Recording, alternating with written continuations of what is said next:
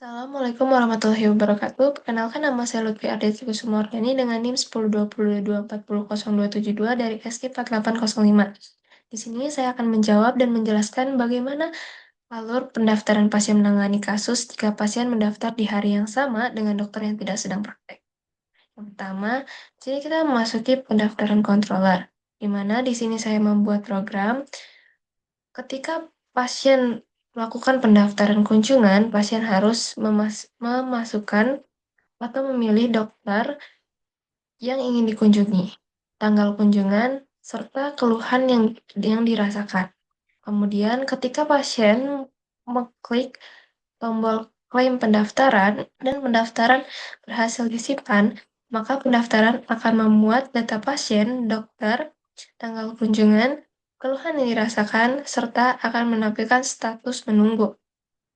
Semua pendaftaran yang diajukan akan tersimpan dengan status menunggu. Kemudian pada rekam medis controller, di sini saya membuat cabangan di mana dokter hanya akan dapat memeriksa pasien yang statusnya telah diubah menjadi diproses oleh petugas, di mana petugas dapat mengubah status pendaftaran pasien dari menunggu menjadi diproses, selesai, dan dibatalkan. Sistem kami tidak mengizinkan dokter memeriksa pasien yang belum disetujui oleh petugas. Maka dari itu, walaupun pasien memilih tanggal yang salah, dokter tetap tidak akan menerima pasien tersebut. Sistem kami memang belum memvalidasi jadwal dokter secara otomatis.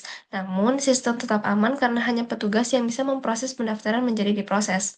Sehingga jika pasien mendaftar di hari yang tidak sesuai dengan jadwal dokter, petugas tidak akan memproses dan dapat membatalkan pendaftaran sehingga dokter tidak bisa melakukan pemeriksaan atau membuat rekam medis. Sekian penjelasan yang dapat saya sampaikan. Kurang lebihnya mohon maaf. Terima kasih. Wassalamualaikum warahmatullahi wabarakatuh.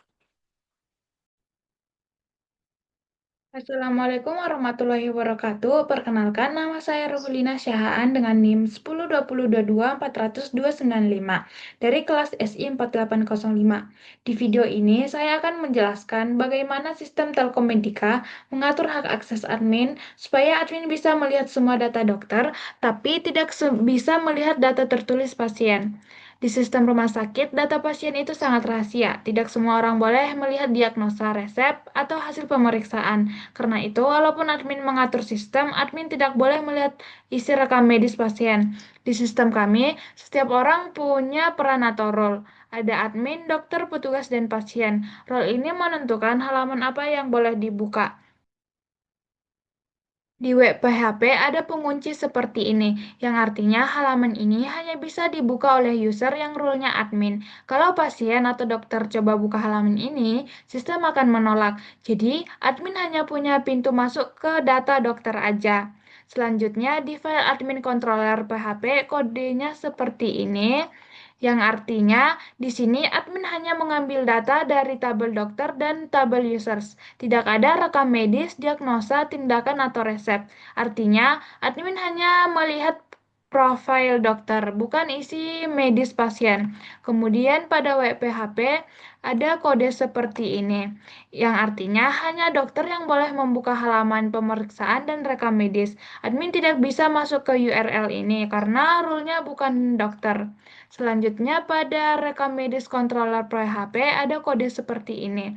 Artinya dokter hanya boleh melihat pasien yang dia tangani. Kalau dokter lain atau admin mencoba membuka, sistem akan langsung menolak. Dengan cara ini, admin tetap bisa mengelola dan melihat semua dokter, tapi tidak bisa melihat rekam medis pasien. Rekam medis hanya bisa diakses oleh dokter yang menangani pasien tersebut, jadi privasi pasien tetap aman. Baik, cukup sekian dari video penjelasan saya. Jika ada kesalahan kata atau perbuatan, mohon dimaafkan. Assalamualaikum warahmatullahi wabarakatuh. Assalamualaikum warahmatullahi wabarakatuh. Izinkan saya untuk memperkenalkan diri. Nama saya Yansi Wirajaja dari kelas SI 4805 dengan NIM 102022400139.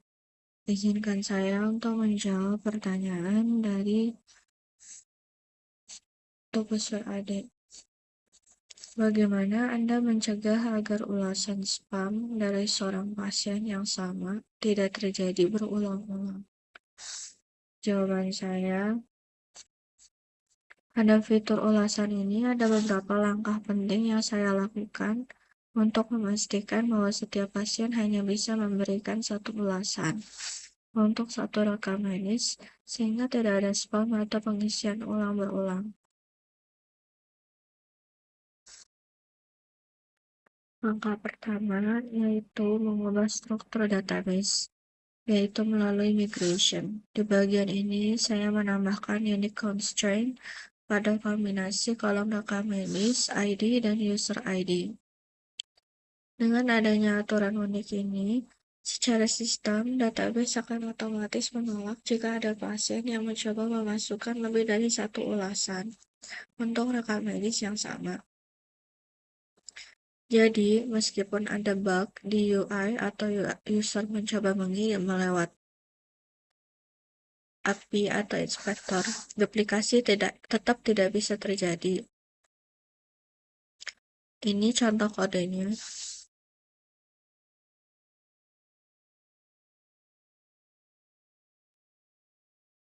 Setelah relasi beres, saya mengimplementasikan ulasan controller, di mana adanya cek kepemilikan. Pasien hanya boleh review rekam medis miliknya, cek belum ada ulasan sebelum insert, cek apakah sudah ada, dan gunakan transaksi first or create, update or create supaya atomik. Jadi, secara keseluruhan, unique constraint, relasi yang benar, validasi di controller, pembatasan request, tampilan blade yang menyesuaikan kondisi ulasan, dan fitur edit opsional, semua itu bekerja bersama untuk memastikan sistem ulasan bekerja aman, rapi, dan bebas dari spam. Ini adalah fitur rate limiting dan anti-spam yang saya buat, di mana menggunakan throttle request per user IP via middleware.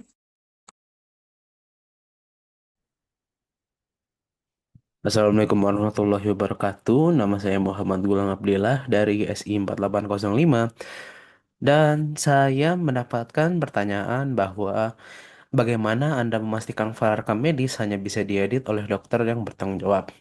Nah, jawabannya adalah menggunakan relasi database dan pengecekan akses di backend.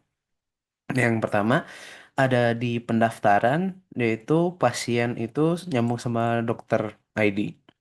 Nah, dan di sini ada public function dokter, return belongs to dokter class. Nah, di sini saat pasien mendaftar, sistem langsung menyimpan dokter ID.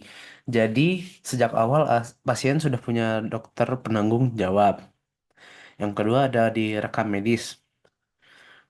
Di rekam medis ada yang namanya public function ini, yang bagian ini. Setelah setelah si pasien mendaftar, rekam medis nanti dibuat berdasarkan pendaftaran, jadi rekam medis tidak bisa terpisah dari dokter yang menangani pasien. Seterusnya, ada di rekam medis controller. Yang ini. Nah, di sini ada yang bagian sini. Yang RM rekam medis find or fail ID. Jadi ID rekam medis tidak muncul bebas di sistem. Jadi sistem hanya menampilkan daftar rekam medis milik dokter yang sedang login. Kenapa dokter lain nggak bisa ngeditnya gitu? Jadi